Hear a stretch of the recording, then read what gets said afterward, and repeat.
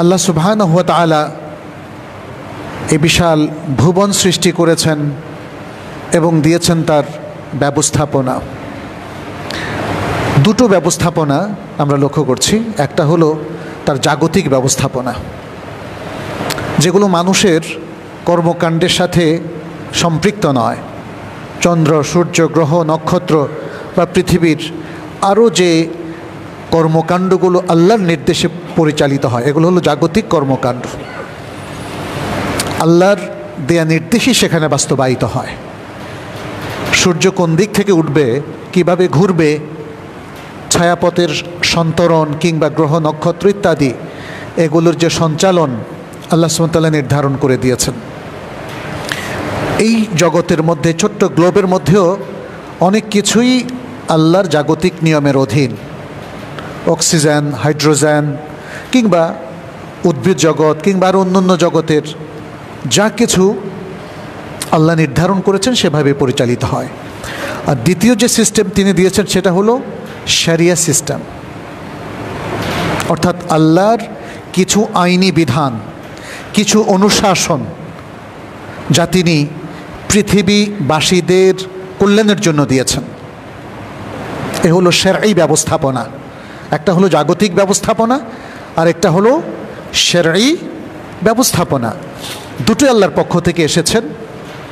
জাগতিক ব্যবস্থাপনা আল্লাহ দিয়েছেন এই জগৎকে ঠিক রাখার জন্যে, এবং তিনি বলেছেন তার ব্যবস্থাপনা এতটাই নিখুঁত, এখানে কোনো ত্রুটি পাবেন না। শরঈ ব্যবস্থাপনার ক্ষেত্রে মানুষকে তিনি অনেক স্বাধীনতা দিয়ে দিয়েছেন। মানুষ ইচ্ছে করলে আল্লাহর বিধান মেনে চলতে পারে, আবার ইচ্ছে করলে সে বিধানকে সে লঙ্ঘন করতে পারে। এটাই তার পরীক্ষা। আল্লাহ চান আমরা তার বিধানটা মেনে চলি, তার আনুগত্য করি, রাসূল সাল্লাল্লাহু আলাইহি সাল্লামের অনুসরণ করি এবং শরিয়ার যে অনুশাসন সেটা আমরা মেনে চলি। এই যে তিনি শরঈ ব্যবস্থাপনাটা দিলেন, এটাই শরিয়া, এর বাইরে আর কোনো শরিয়া নেই। ফলে আমার আপনার উচিত হচ্ছে যে জাগতিক বিধানের অধীনে আমরা নিখুঁতভাবে জীবনযাপন করছি, সে জাগতিক বিধানের মধ্যে থেকে শরিয়ার বিধানটাও মেনে চলা।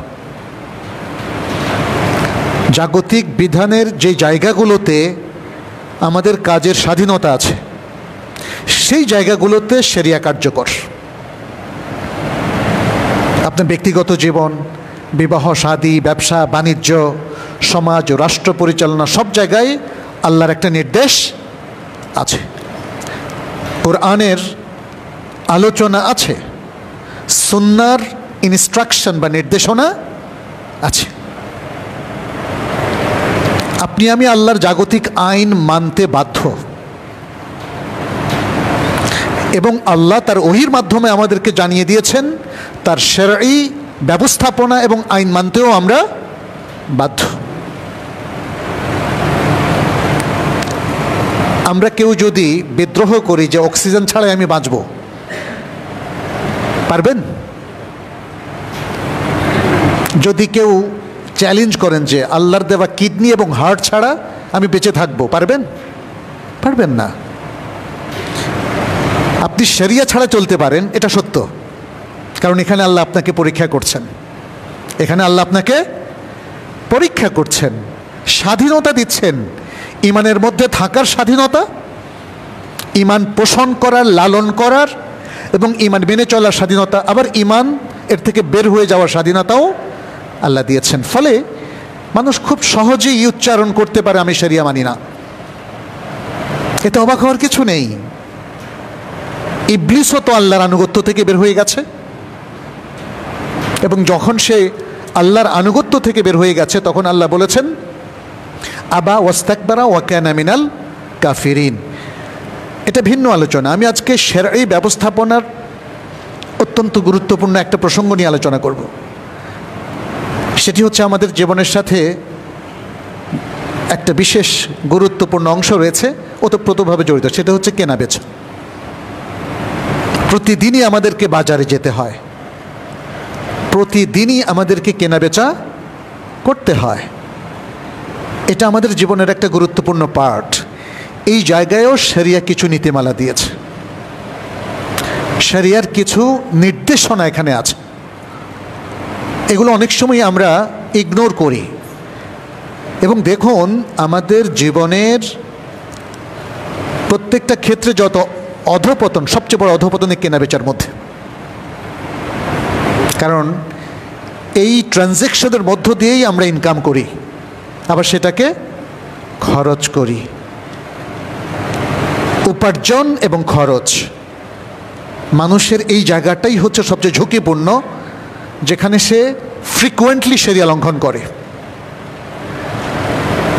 এবং সে আল্লাহর শরঈ বিধান এবং ব্যবস্থাপনা থেকে বের হয়ে যায়। ফলে সমাজ হয়ে পড়ে জরাজীর্ণ, দুর্নীতিগ্রস্ত। সমাজে হারামের প্রসার বেড়ে যায়, জনজীবন বিপর্যস্ত হয়ে যায়। আপনি যখন হারামের মধ্যে থাকবেন, হালাল থেকে বের হয়ে যাবেন, তখনই দুর্নীতিগুলো আস্তে আস্তে বড় হতে থাকে, তার ডালপালা বিস্তার করতে থাকে এবং সমাজের অধঃপতন তখন ত্বরান্বিত হয়। আজকের ব্যবসা বাণিজ্যের জগৎটা আগের চেয়ে অনেক বেশি বড় হয়ে গেছে। বিশেষ করে যখন ই কমার্স চালু হয়েছে এবং অনলাইন বেচাকেনা চালু হয়েছে, এর সাথে ডিস্টর্শনে কিন্তু চালু হয়ে গেছে। আপনি দেখেন, অনলাইন বেচাকেনায় ধোঁকাবাজি বেড়েছে না? বেড়েছে। ভালো দ্রব্য দিচ্ছে না, প্লাস নানা ধরনের ডিজিটাল কয়েনের ব্যবসা দেখেন, অনেক অবৈধ জিনিসগুলো কিন্তু বেড়েছে। ফলে আজকে আমাদের আসলে আরও ব্যাপকভাবে বেচাকেনার মূলনীতিগুলো জানাটা প্রয়োজন হয়ে পড়েছে। আমরা ইনশাআল্লাহ আপনাদের সামনে সে বিষয়গুলো তুলে ধরব। প্রসঙ্গত বলে নেই যে ইসলামী শরিয়ার যে শরঈ ব্যবস্থাপনাগত দিক আছে, যে নিয়ম নীতিগুলো আছে, যে ইনস্ট্রাকশন, গাইডেন্স এবং নির্দেশনাগুলো আছে, এগুলোর মূল উদ্দেশ্য হচ্ছে জনকল্যাণ সাধন করা।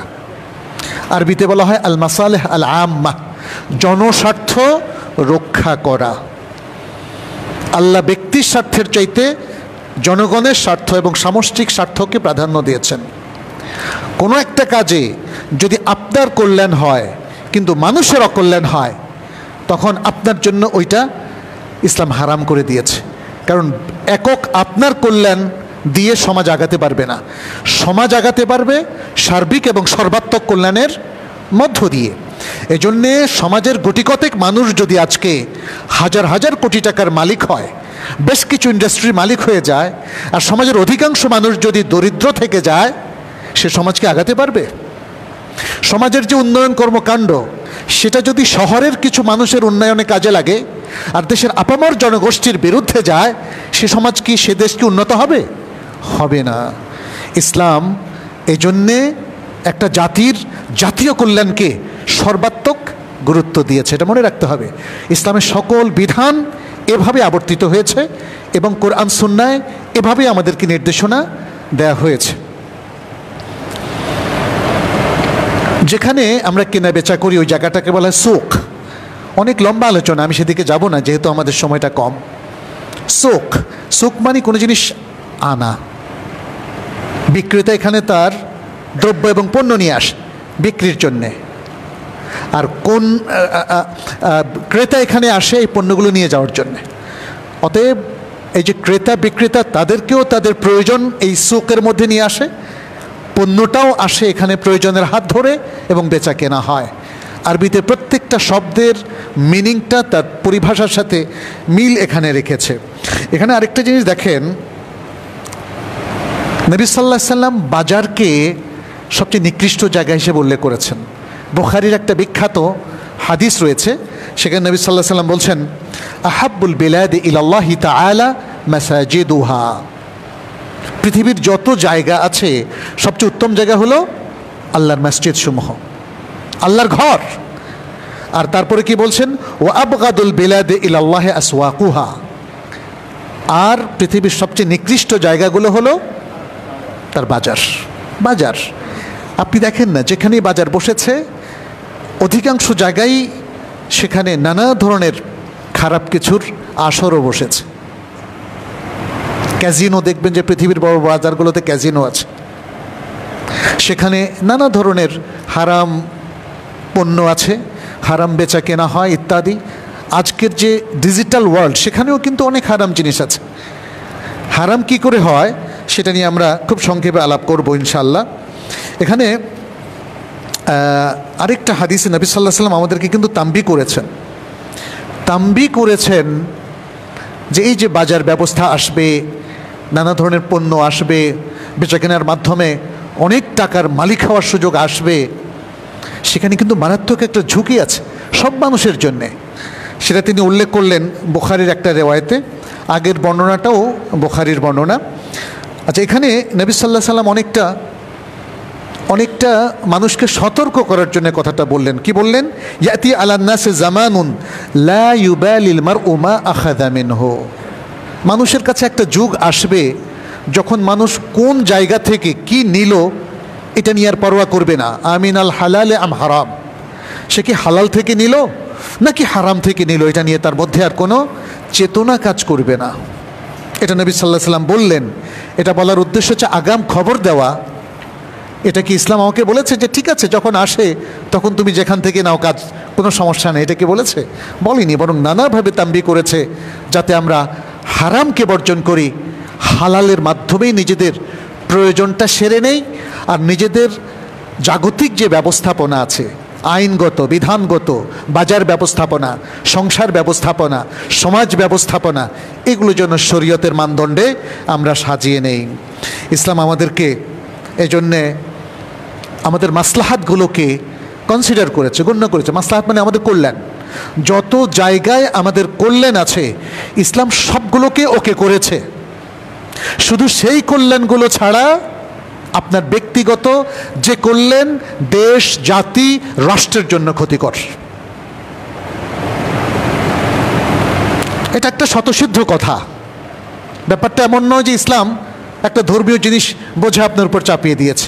খুবই যৌক্তিকভাবে আমাদের সবার সেই কল্যাণগুলোকে ইসলাম স্বীকৃতি দিয়েছে যেগুলো দেশ জাতির জন্য কল্যাণকর, এবং আমাদের ব্যক্তিগত সেই কল্যাণগুলোকে ইসলাম হারাম করে দিয়েছে যেগুলো আমার ব্যক্তিগত কিছু কল্যাণ হলেও এটা অন্যদের জন্য ক্ষতিকর, সমাজের জন্য ক্ষতিকর, রাষ্ট্রের জন্য ক্ষতিকর, মানবতার জন্যে ক্ষতিকর। তো এখন আমরা বেচা কেনার সাথে সম্পর্কিত কিছু শর্ত শারায়েত, কিছু নীতিমালা এবং কিছু আদব ও আহকাম নিয়ে আলোচনা করব ইনশাআল্লাহ। প্রথমত ইসলাম বেচা কেনাকে কিন্তু হালাল করেছে, যেহেতু এটা need of our life, essential of our life.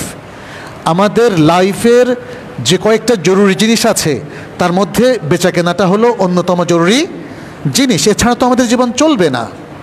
খাবার কিনতে না পারলে আপনি কি বেঁচে থাকতে পারবেন? বস্ত্র না থাকলে কি আপনি কি পরিধান করবেন? সম্পদ কিনতে না পারলে আপনার আবাস কি করে তৈরি হবে, তাই না?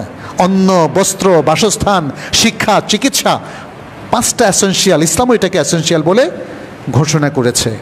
অতএব এই এসেনশিয়ালগুলোর কোনোটাকে ইসলাম থামিয়ে দেয়নি, স্টপ করেনি, হারামও বলেনি। শুধু বলেছে এই এসেনশিয়ালগুলো পূর্ণ করতে হবে, এই চাহিদাগুলো পূর্ণ করতে হবে হালাল উপায়ে। ব্যাস একটা ইনস্ট্রাকশন এখানে। তাহলে শর্তগুলো আমরা উল্লেখ করি।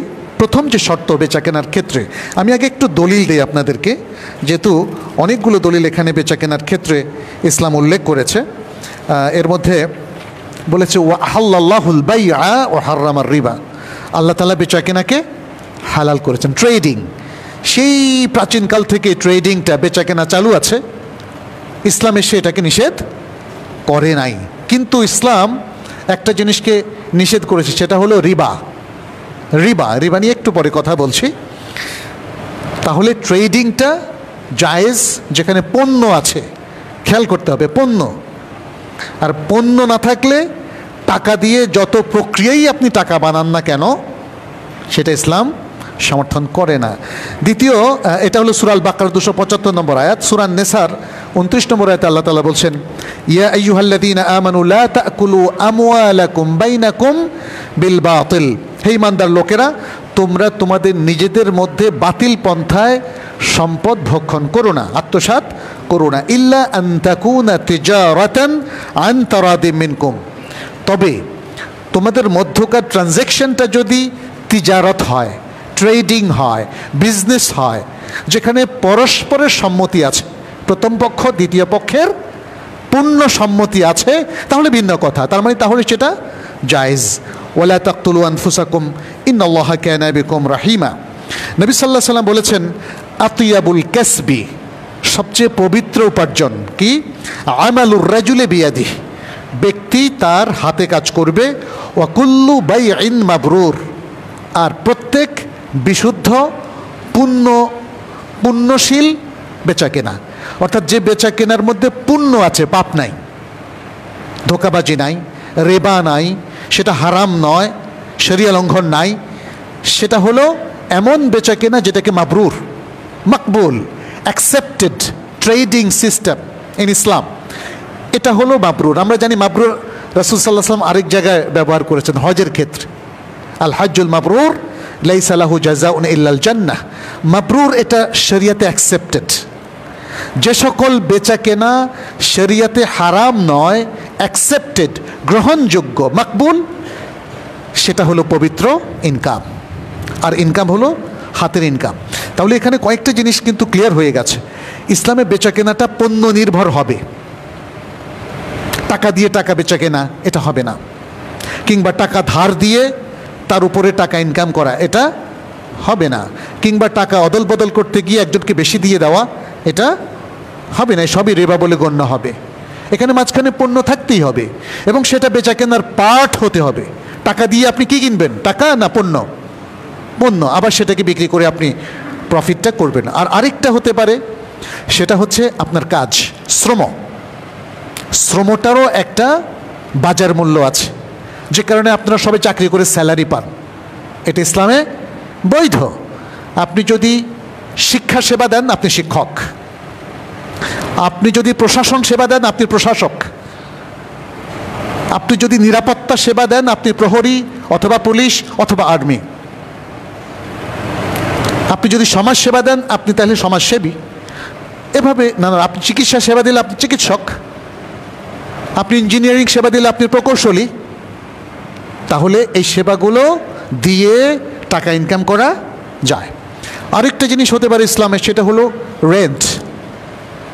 আপনার সম্পদ আছে যার মালিক আপনি, বিক্রি না করে আপনি এই সেবাটা রেন্ট দিলেন, এই জায়গাটা রেন্ট দিলেন, এই ফ্ল্যাটটা রেন্ট দিলেন, এই বাড়িটা রেন্ট দিলেন, এটাও আপনার বৈধ এবং পবিত্র বেচা কেনা। তাহলে ইসলাম জায়গাগুলো কিন্তু ক্লিয়ার করে দিয়েছে, ট্রানজ্যাকশনগুলোর এরিয়াটা ঠিক করে দিয়েছে। এগুলো ব্যাহত হলে শরিয়া লঙ্ঘন হয়ে যাবে। দ্বিতীয় যে শর্ত, না আমরা এরপরে শর্তের মধ্যে যাই। তাহলে প্রথম শর্তটা বেচা কেনার মধ্যে ক্রেতা এবং বিক্রেতার মধ্যে তাদের পারস্পরিক সম্মতি থাকতে হবে। আপনি জোর করে কিনে নিলেন, ভূমিদস্যুরা যেটা করে, এটা কিন্তু বৈধ হবে না। বাহ্যিকভাবে আপনি মালিক হয়ে গেলেন, এটা বৈধ হবে না।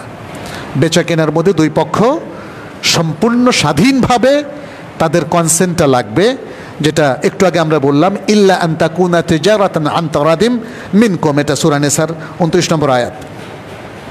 আবু সাঈদ খুদরি রাদিয়াল্লাহু তাআলা আনহু থেকে একটা হাদিস বর্ণিত হয়েছে, ইবনে মাজাহ বর্ণনা করেছেন সহিহ সনদে। নবী সাল্লাল্লাহু আলাইহি সাল্লাম বলেছেন, ইন্নামাল বাইউ আন তারাদিন, বেচা কেনা হতে হবে পারস্পরিক সম্মতিতে। এক পক্ষ আরেক পক্ষের উপর জোর করলে হবে না।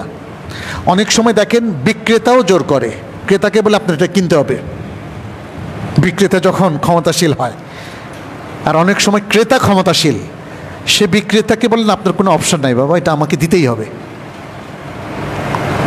এইটা সত্যিকার বেচা কেনা হবে না।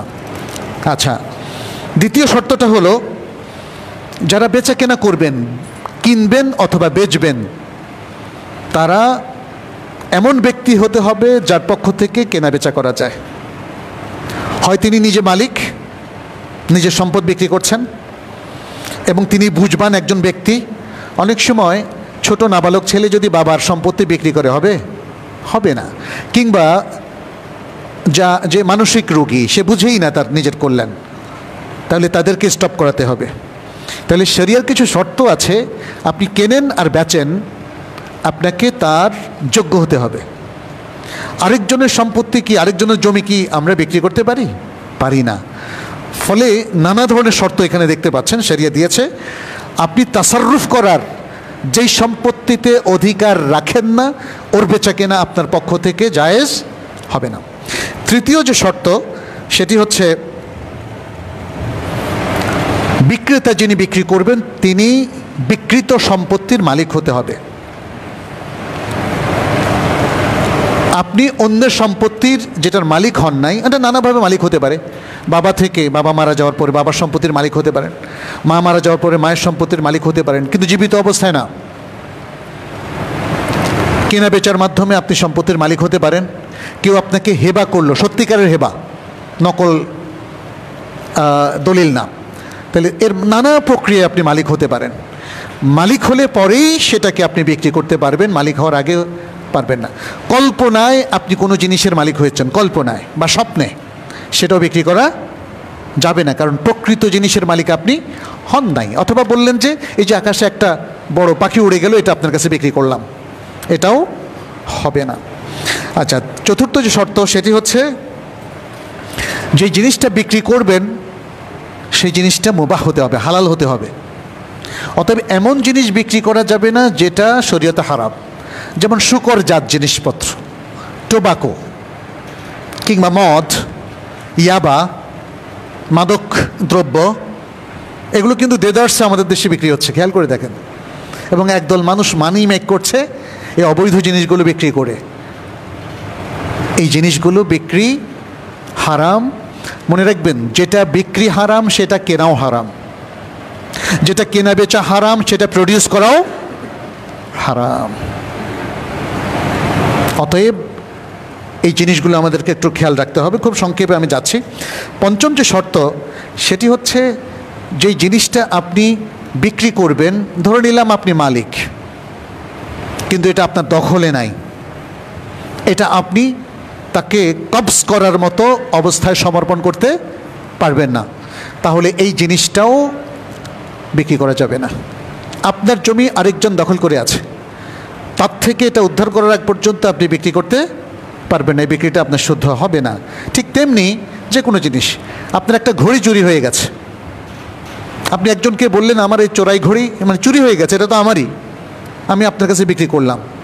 বিক্রি করার পরে আপনি কি তাকে তার হাতে দিতে পারবেন? পারবেন না। এটা জাস্ট কিছু এক্সাম্পল আমরা দিয়েছি, এরকম যাই হোক না কেন। ষষ্ঠ যে শর্ত সেটি হচ্ছে যে জিনিসটা বিক্রি করবেন এটা জানা থাকতে হবে। আপনার যেমন কাপড়ের ডিপো আছে, আপনি বললেন এখান থেকে 5টা কাপড় আমি বিক্রি করলাম, কোন 5টা ঠিক করা নাই, তাহলে বেচা কেনা হবে না।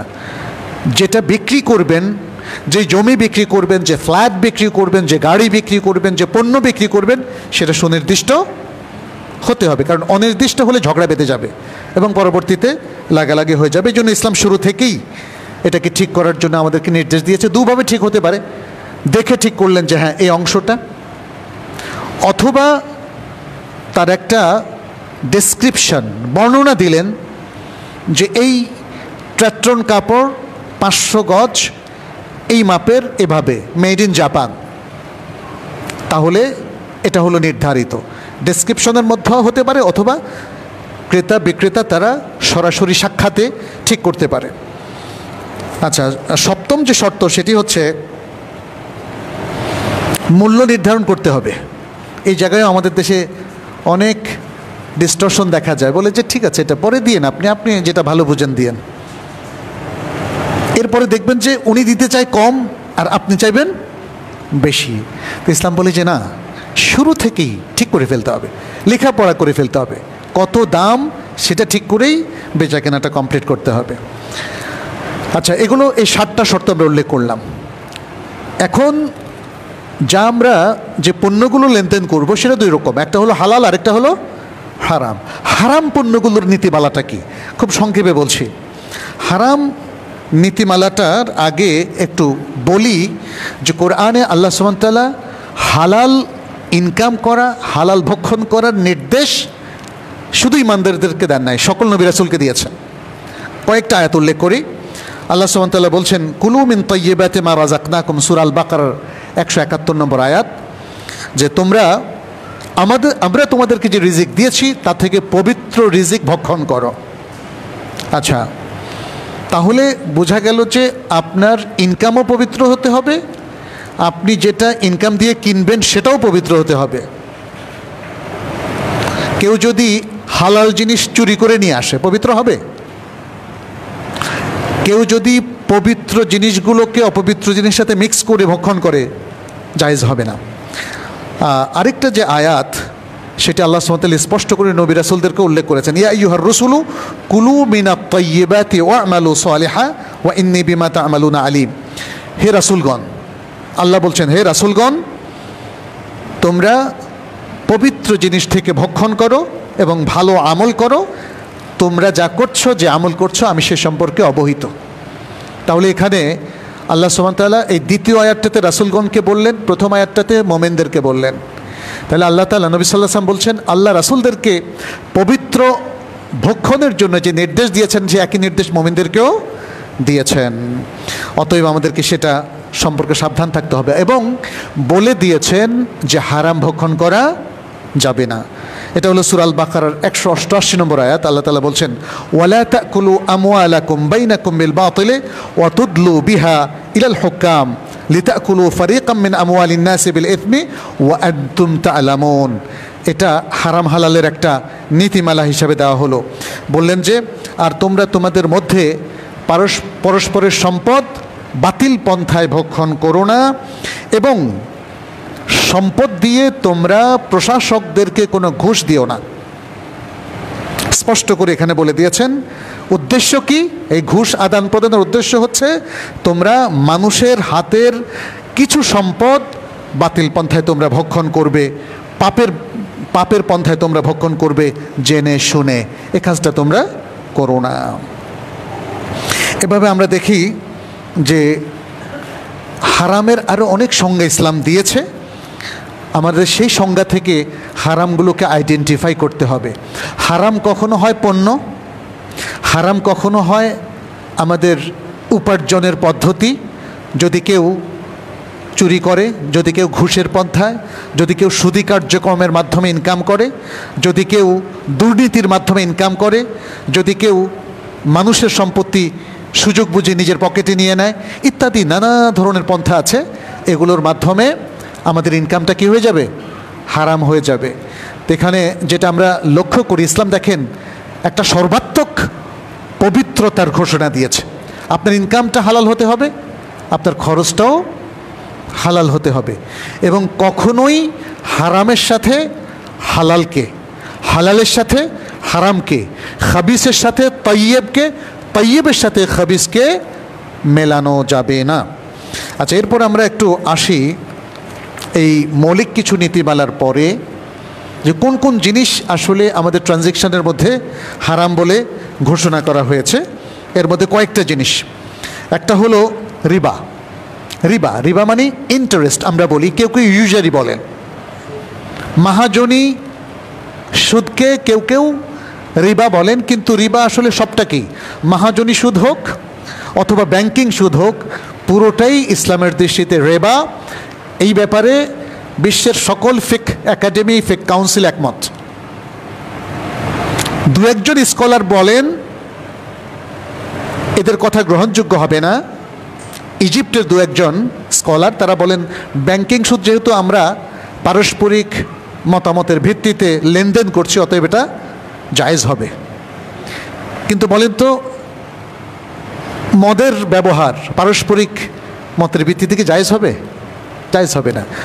দুজন লোক মানে আলোচনা করলো কিছু একটা হারাম কাজ একসাথে করবে, মতামতের ভিত্তিতে কি হারামকে হালাল হয়? পাঁচজন লোক যদি বলে যে আমরা শুকরজাত জিনিস খাবো, এটা কি হালাল হতে পারে? সুতরাং ইসলামের ইউনিভার্সাল যে নীতিমালা আছে, এটা পারস্পরিক সম্মতির কারণে এটা হালাল হবে না। বিবাহের আগে নারী পুরুষের মেলামেশা হালাল হবে না, যদিও তারা মিয়া বিবি একসাথে একমত হয়। ক্লিয়ার না এটা? অতএব সুদের ক্ষেত্রেও তাই। সুদ তিন প্রকার।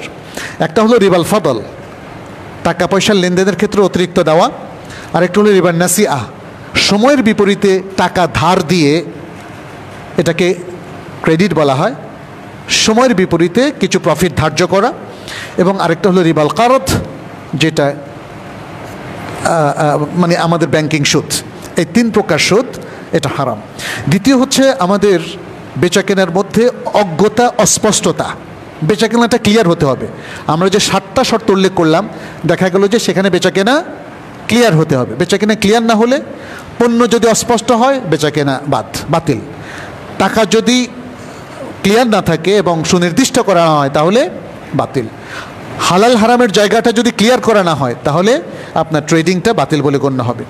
তৃতীয় যে জিনিসটা আপনার ট্রেডিংটাকে, বেচাকেনাকে বাতিল করে দেবে, সেটা হচ্ছে ধোঁকাবাজি।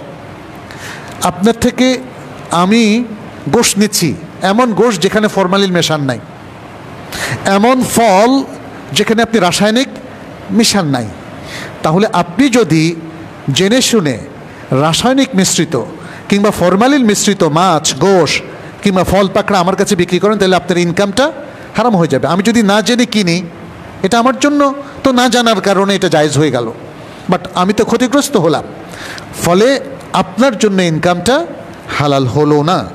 এভাবেই আমাদেরকে আমাদের সব কিছু নির্ধারণ করতে হবে। এবার আমি আসি কিছু আদব এবং কিছু নীতিমালা বর্ণনার ক্ষেত্রে। প্রথম আদবটা আমি একটু সংক্ষেপে বলে যাই। প্রথম আদবটা হচ্ছে, মার্কেটটা হবে খুবই মুনাসিব একটা জায়গায়, যেখানে শরিয়া লঙ্ঘনও থাকবে না। একটা সুন্দর, নিষ্কলুষ, পরিবেশের দিক থেকে উপযুক্ত একটা জায়গা। এখানে আর ব্যাখ্যার কোনো অবকাশ নাই, কারণ উপযুক্ত জায়গাটা যেন মানুষের জায়গা দখল করে না হয়, আশেপাশের সাধারণ মানুষের জন্য ক্ষতিকারক না হয়, পরিবেশকে যেন নষ্টকারী না হয়, ইত্যাদি ইত্যাদি। দ্বিতীয়ত হচ্ছে মার্কেট মনিটরিং, যেখানে হারাম কোনো কিছুর প্র্যাকটিস হচ্ছে কি না, এই মনিটরিংটা করতে হবে। কারণ এটা তো মুসলিম সমাজ, কেউ না কেউ এখানে অথরিটি আছে, তাদের দায়িত্ব এর মধ্যে এটা পড়ে। আর আপনার দায়িত্বের মধ্যেও পড়ে, যখনই আমরা দেখব শরিয়া লঙ্ঘন হচ্ছে, আমরা অথরিটিকে জানাবো। নবী সাল্লাল্লাহু আলাইহি সাল্লাম, তিনি প্রশাসক ছিলেন মদিনা সমাজের, তিনি কিন্তু মার্কেট মনিটরিং করতেন। তিনি মাঝে মাঝে নিজে, দেখেন, মদিনা স্টেটের প্রধান হওয়ার পরেও মার্কেটে বের হতেন এবং মানুষের পণ্যগুলোকে পরীক্ষা করতেন, কখনো কখনো হাত ঢুকিয়ে দিতেন পণ্যগুলো ঠিক আছে কিনা। একবার এক বিক্রেতার, তিনি ছোট ছোট পাত্রে খেজুর রেখেছিলেন, নবী সাল্লাল্লাহু আলাইহি ওয়াসাল্লাম হাত ঢুকিয়ে দিলেন। এটা বুখারীর হাদিস। দেখলেন যে উপরে খুব সুন্দর বড় বড় শুকনা খেজুর, আর নিচের সব ভিজা পচা খেজুর। বললেন যে তুমি এটা কেন করলা? বলছি, রাসূলুল্লাহ, আমার দোষ নাই, এটা এভাবেই আকাশ থেকে যে খেজুরগুলো এসছে, আমি সেগুলোকে এভাবে সাজায় রাখছি। নবী সাল্লাল্লাহু আলাইহি ওয়াসাল্লাম বললেন, না, তোমার এই সাজানোটার মধ্যে প্রতারণা আছে। তুমি এমনভাবে রাখো যাতে বোঝা যায় এখানে ভালো আছে, মন্দ আছে, কিন্তু মানুষ উপরগুলো দেখে কিনবে, ধোঁকা খাবে, এটা ইসলাম সমর্থন করে না। দেখেন, তিনি বললেন, আফালা জাআলতাহু ফাওকা তাআম, তাহলে এই খেজুরগুলো তুমি উপরে রাখলে না কেন? কাই ইয়ারাহুন নাস, যেন মানুষ দেখে। এটা বুখারীর বর্ণনা। তারপর তিনি বললেন, সে ঐতিহাসিক উক্তি, এটা বেচাকেনার মধ্যে মনে রাখবেন, যারা আপনারা উদ্যোক্তা আছেন, ক্রেতা আছেন, বিশেষ করে বিক্রেতা, তাদের এটা মনে রাখতে হবে। নবী সাল্লাল্লাহু আলাইহি ওয়াসাল্লাম এই হাদিসের মধ্যে বললেন, তার ঐতিহাসিক উক্তি, মান গাশশানা ফালাইসা মিন্না, মান গাশশানা ফালাইসা মিন্না, যে ব্যক্তি আমাদেরকে প্রতারণা করলো, সে আমাদের অন্তর্ভুক্ত নয়। নবী সাল্লাল্লাহু আলাইহি ওয়াসাল্লাম দল থেকে বের করে দিলেন তাকে। দেখেন, তাহলে আজকে আমাদের ব্যবসায়ীরা, তারা উম্মতের অন্তর্ভুক্ত কিনা, তারা একটু ভেবে দেখতে পারে। আর যদি তারা অন্তর্ভুক্ত হতে চান, তাহলে নবী সাল্লাল্লাহু আলাইহি ওয়াসাল্লামের ইনস্ট্রাকশনগুলো মেনে ব্যবসা করতে হবে। ওমর ইবনুল খাত্তাব রাদিয়াল্লাহু তাআলা আনহু থেকে ইমাম বাগাবী তার শারহ সুন্নাহর মধ্যে একটা বর্ণনা করেন। তিনি বলেছেন, ওমর ইবনুল খাত্তাব, দেখেন, আমিরুল মুমিনিন, মুসলিম উম্মার দ্বিতীয় খলিফা, খলিফাদের মধ্যে মনে হয় সবচেয়ে প্রভাবশালী, অর্ধ পৃথিবীর খলিফা তাকে বলা হতো। তিনিও বাজার মনিটরিং করতেন এবং তিনি বলতেন কি, লা ইয়াবি ফি সুকিনা ইল্লা মান তাফাক্কাহা ফিদ্দীন, আমাদের এই বাজারের মধ্যে কেউ বেচাকেনা করতে পারবে না সেই ব্যক্তি ছাড়া যে বেচাকেনার শরঈ নিয়ম কানুনগুলো জানে। অর্থাৎ শরীয়তের ব্যবস্থাপনা যে মেনটেন করে সে ছাড়া নবডি ইজ অ্যালাউড, আর কাউকে এখানে বেচাকেনা করতে দেওয়া হবে না। নিয়ম হচ্ছে মুসলিম সমাজে শরিয়ার দিকগুলো ঠিকমতো মেনটেন হচ্ছে কিনা এর জন্য একটা লাজনা কমিটি থাকা। আজকে অনেক জায়গায় কমিটি আছে কিন্তু কমিটিগুলো ফর শো, এটা একটা প্রবলেম ক্রিয়েট করছে। ব্যবসায়ীরা সিরিয়াসলি চান না শরিয়া মেনটেন করতে। পাশ্চাত্যের ব্যবসায়িক নীতিমালা আমাদের উপর প্রভাব ফেলছে, ফলে আমাদের মধ্যে একটা অধপতন, ডিস্টর্শন দেখা দিয়েছে। এখন কোনোটাই আমরা ঠিকমতো মেনটেন করতে পারছি না। আমাদেরকে মনে রাখতে হবে সব কিছুর আগে আমরা মুসলিম, আল্লাহর কাছে আমাদেরকে যেতে হবে। অতএব শরিয়া মেনটেন না করে যদি আপনি বেচাকেনাটা করেন তাহলে আপনার ইনকামটা হারাম হচ্ছে এবং আপনাকে এর জন্য আল্লাহর কাছে জবাবদিহি করতে হবে। এবারে আমি কিছু নীতিমালা বিক্রেতার জন্য, কিছু নীতিমালা ক্রেতার জন্য উল্লেখ করছি। বিক্রেতার জন্য কিছু নীতিমালা ইসলাম বলেছে, আপনারা যারা বিক্রয় করবেন এই বিক্রয়ের মধ্যে দিয়ে আপনি হালাল ইনকামে নিয়াত করবেন, তাহলে আপনার বিক্রয়টা কিন্তু ইবাদতে পরিণত হবে। এই যে কেনা বেচা এত কষ্ট করলেন এটা সওয়াবের আমলে পরিণত হবে আপনার শুধু নেক নিয়তের কারণে। আর মনে রাখবেন নেক নিয়ত হচ্ছে একটা মাইন্ড সেটিং ব্যাপার। এই নেক নিয়ত যাদের নাই তারা মানি মেক করার জন্য ব্যবসা করে, উদ্যোক্তা হয় এবং ফ্রি স্টাইলে তারা টাকা ইনকাম করার জন্য নিজেকে প্রস্তুত করে, হালাল হারাম আর বাজ বিচার না করেন। নেক নিয়তি একজন মুসলিম ব্যবসায়ীকে নেক পথে এবং সুন্দর ব্যবসায়ের পথে রাখে। দ্বিতীয় যে বিষয়টা সেটি হচ্ছে তিনি সর্বাত্মক চেষ্টা করবেন হালাল ইনকাম করার। তার পণ্যটা যেন হালাল হয়, তার বেচাকেনার পদ্ধতিটা যেন হালাল হয়, তার সাথে যারা শরিক হবে, ইনভেস্টর হবে, মুদারাবার ভিত্তিতে হোক, মুশারাকার ভিত্তিতে হোক অথবা মুরাবাহার ভিত্তিতে হোক, তার প্রত্যেকটা বেচাকেনা যেন শরিয়ার ভিত্তিতেই হয়ে থাকে। তৃতীয় যে বিষয়টা সেটি হচ্ছে তিনি হারাম বেচাকেনার পদ্ধতিগুলো অ্যাভয়েড করবেন। হারাম বেচাকেনা এটা একটা অনেক বড় একটা বিষয়, এই ব্যাপারে আপনাদের একটু পড়াশোনা করতে হবে। কিন্তু আমার মনে হয় অধিকাংশ বেচাকেনা কোনটা হালাল কোনটা হারাম এটা আপনারাও জানতে পারবেন। নিজেরা যদি না জানেন তাহলে শরিয়া কনসালটেন্টদের সাথে আলাপ করেন। চতুর্থ যে বিষয়টা সেটি হচ্ছে তাকে জানতে হবে তার বেচাকেনার মধ্যে কোনটা হালাল আর কোনটা হারাম। পঞ্চম যে বিষয়টা সেটি হচ্ছে তিনি একজন বিশ্বস্ত বিক্রেতা হবেন। তিনি কাউকে ওজনে কম দিয়ে বা পরিমাপে কম দিয়ে ঠকাবেন না। কারণ সূরাতুল মুতাফফিফিনের সেই বর্ণনা আপনারা জানেন, আল্লাহ তাআলা যেখানে নিজেই যারা ওজনে কম দেয় তাদের জন্য বদদুয়া করেছেন। কে করেছেন? আল্লাহ। ওয়াইলুল লিল মুতাফফিফিন, ধ্বংস সেই সকল ব্যবসায়ীর জন্য যারা ওজনে কম দেয়। আল্লাযীনা ইযা ইক্তালু আলান নাসি ইস্তাওফুন ওয়া ইযা কালুহুম আও ওয়াজানুহুম ইখসিরুন, যারা যখন মানুষের কাছে পরিমাপ করে দেয় তখন পরিমাপ করে নেয়, যখন তারা নিজেরা পরিমাপ করে নেয় তখন পরিপূর্ণ করে নেয়, আর যখন পরিমাপ করে দেয় অথবা ওজন করে দেয় তখন তারা ঘাটতি করে দেয়। আল্লাহ তাআলা তাদের ধ্বংস কামনা করেছেন। 6 নম্বর যেটা সেটি হচ্ছে যেন কোনো ক্রেতাকে তিনি প্রতারণা না করেন। এই প্রতারণা নানাভাবে হতে পারে, কোনোভাবেই যেন তিনি প্রতারণা না করেন। সপ্তম যে বিষয়টা সেটি হচ্ছে তিনি ক্রেতার সাথে সত্যবাদী থাকবেন। ক্রেতাকে ভাব দেখাবেন যে এটা ভালো পণ্য অথচ এর মধ্যে আপনি ময়লা মানে খারাপ জিনিস ঢুকিয়ে দিয়েছেন, এমনটা যেন না হয়। এটা অনেক সময় আমরা যেমন ছেঁড়া টাকাটাও এমনভাবে দেই সে গুনে নিতে আর দেখে নিতে সুযোগ পায় না, আমরা দ্রুত স্থান ত্যাগ করি। ক্রেতাকে নানাভাবে মানুষ ঠকিয়ে থাকে, এই জিনিসটা যেন না হয়। বরং আমরা যেন যদি টাকার মধ্যে প্রবলেম থাকে বলি এখানে ছেঁড়া টাকা আছে, আপনি দেখেন কোনটা চলবে কোনটা চলবে না দেখে নেন। এখানে পণ্যগুলো ভালো করে দেখে নেন, যে পণ্যটা চলবে না সেটা আমাকে ফেরত দেন। পাশ্চাত্যে কিন্তু আপনারা দেখবেন যে তাদের অনেক খারাপ কিছু থাকলেও এই জায়গাগুলো ভালো আছে। এমনকি তারা বলে যে 1 মাস ব্যবহার করেন, যদি অপছন্দ হয় তারপরেও ফেরত দেন। কিন্তু আমাদের এখানে কি হয়? অষ্টম যে বিষয়টা সেটি হচ্ছে মিথ্যা কসম করা যাবে না।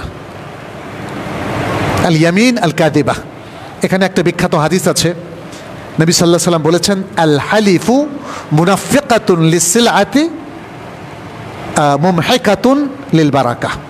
এটা কোনো কোনো বর্ণনা একটু মানে শব্দের ভিন্নতা আছে। বলেছেন আল হালিফু অথবা আল ইয়ামিন আল কাযিবাতু, এটাও এসছে মানফাকাতুন লিসসিলআতি ওয়া মামহাকাতুন লিল বারাকা। অর্থাৎ মিথ্যা কসম করে যদি কেউ তার পণ্যের বিক্রয় বাড়ায় তাহলে এটা তার বারাকাত কমায়। সুতরাং মিথ্যা কসম করা যাবে না, বরং বেশি বেশি কসম এটাও করা যাবে না। নবম যে বিষয়টা, আচ্ছা, সেটি হচ্ছে এমন কোনো পণ্য বিক্রি করা যাবে না যেটার মধ্যে ক্ষতি আছে। বাহ্যিকভাবে সেটা হয়তো হালাল, কিন্তু সেটা ক্ষতিকর, সে ক্ষতিকর জিনিসটা দেওয়া যাবে না। এটা হতে পারে যেমন এক্সপায়ার হয়ে গেছে, বোতলজাত খাবার বা জুস অথবা যে কোনো তরি তরকারি যেটা ক্যানের মধ্যে বিক্রি করা হয়, তার একটা ডেট থাকে, ডেট চলে যাওয়ার পরে, কিংবা ওষুধের ক্ষেত্রে। এটা বাংলাদেশে ডিজাস্টার। অনেক খারাপ ব্যবসায়ীরা এমন পণ্য তারা সংগ্রহ করে যে পণ্যের মধ্যে দেখা যাচ্ছে যে সময় এক্সপায়ার হয়ে গেছে, আবার সে নিজে, তার চেয়ে ভয়ঙ্কর কি, সে আবার নতুন করে লেখে। যে পণ্য এক্সপায়ার হয়ে গেছে তার মধ্যে ডেট নতুন করে লেখে। সম্পূর্ণ ইনকাম হারাম হবে এবং এটা খুবই ক্ষতিকর। 10 নম্বর যেটা, সেটি হচ্ছে সালাতের সময় বেচা কেনা। এটা বাংলাদেশে কিন্তু আম হয়ে গেছে, তাই না? সালাতের সময় বেচা কেনা এটা হারাম। সূরাতুল জুমআহ 9 নম্বর আয়াতে আল্লাহ তাআলা বলছেন, ইয়া আইয়ুহাল্লাযীনা আমানু ইযা নুদিয়া লিস-সালাতি মিন ইয়াউমিল জুমআতি ফাসআউ ইলা যিকরিল্লাহ ওয়া যারুল বাই'। হে ঈমানদার লোকেরা, যখন জুমআর দিন সালাতের জন্য আহ্বান করা হয় তখন তোমরা আল্লাহর যিকির তথা সালাতের দিকে ধাবিত হও এবং বেচা কেনা পরিত্যাগ করো। যালিকুম খায়রুল লাকুম ইন কুনতুম তা'লামুন। এটা তোমরা যদি জেনে থাকো তাহলে তোমাদের জন্য অতি উত্তম। 11 নম্বর যেটা হলো সেটা হলো, আপনি বেচাকেনা করেছেন, অনেক টাকার মালিক হয়েছেন, এখন কি দিতে হবে? জাকাত। জাকাত দিতে হবে। 12 নম্বর হলো যে বেচা কেনার ক্ষেত্রেও দেখেন শালীনতাটা দরকার। বাজার যেন অশালীন জায়গায় পরিণত না হয়। আপনার দোকানে মেয়েরা যেন সম্মানিত হয় এবং তাদের জন্য যদি আলাদা জায়গা থাকে যেখানে তারা তাদের ইজ্জত সম্ভ্রম রক্ষা করে বেচাকেনা করতে পারবে, এই জিনিসটা এখন সচরাচর কেউ মাথায় রাখে না। মেয়েদের জন্য বিভিন্ন প্রতিষ্ঠান আছে, সেখানে আলাদা বুথও রাখা যেতে পারে। এবং সর্বশেষ আমরা যেটা বলবো, এক্ষেত্রে সুন্দর আখলাক। সুন্দর আখলাকের কয়েকটা পরিচয় আছে। বেচাকেনার ক্ষেত্রে একটু ছাড় দেওয়া, একটু কম প্রফিট করা, বিশেষ করে নিত্য প্রয়োজনীয় জিনিসগুলোর ক্ষেত্রে অনেক কম প্রফিট করা, যাতে মানুষের জীবনটা সুরক্ষিত থাকে। বেচাকেনার ক্ষেত্রে সাধারণত বিক্রেতা ঠকাতে চায়, কিন্তু ইসলাম বলেছে সামহের কথা। এখানে অনেকগুলো হাদিস আছে, যেমন নবী সাল্লাল্লাহু আলাইহি ওয়াসাল্লাম বুখারীর হাদিসে এসেছে, তিনি বলেছেন, রাহামাল্লাহু রাজুলান সামহান ইযা বাআ ওয়া ইযা ইশতারা। আল্লাহ তাআলা রহম করুন সেই ব্যক্তিকে যে যখন বিক্রি করে উদার থাকে এবং যখন কেনে তখন উদার থাকে। উলামায়ে কেরামের অর্থ বলছেন, বিক্রেতা যেন খুব কম মূল্যে অথবা খুবই অল্প লাভে দেয়, এ হলো সামহ। আর ক্রেতা যেন বেশি মূল্যে কেনে, কারণ বিক্রেতা সবসময় চায় অনেক বেশি লাভ করতে, 100 গুণ, 200 গুণ, 500 গুণ। আর ক্রেতা চায় বিক্রেতা যে দাম দিয়ে কিনেছে তার থেকে আরও কমে কিনতে। কিন্তু ইসলাম বলল যে না, আপনি বিক্রেতা কম দামে বিক্রি করুন আর আপনি ক্রেতা বেশি দামে কিনুন।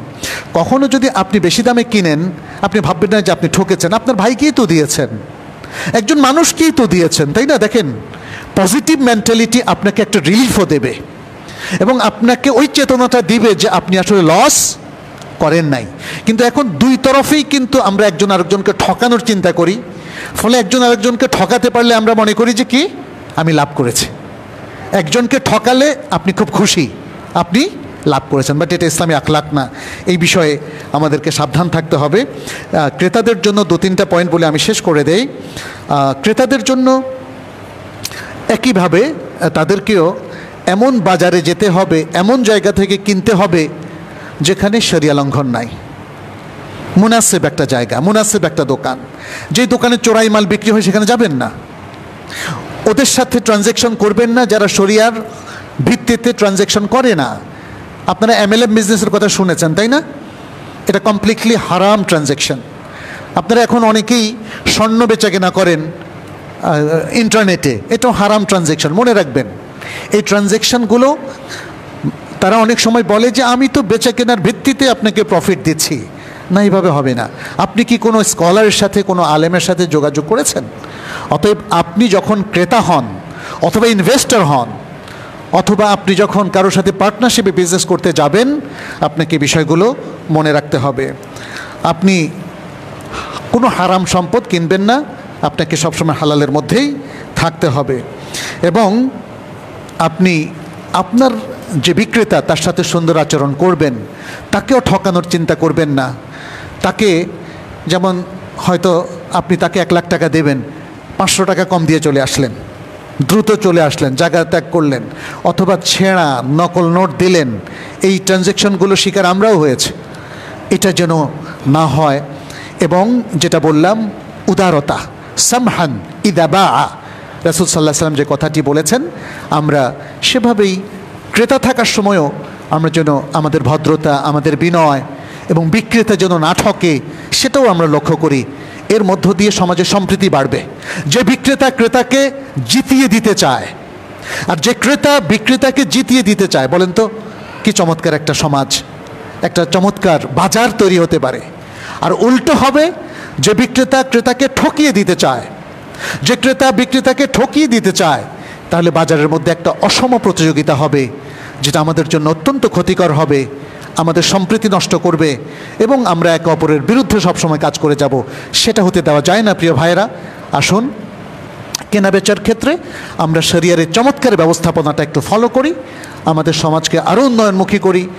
ইসলামী এই ব্যবস্থাপনার একটা প্রধান বিষয় হচ্ছে এটা একটা প্রোডাক্টিভ বাজারে পরিণত হবে এবং বেচাকেনাটা উভয় পক্ষে প্রোডাক্টিভ হবে।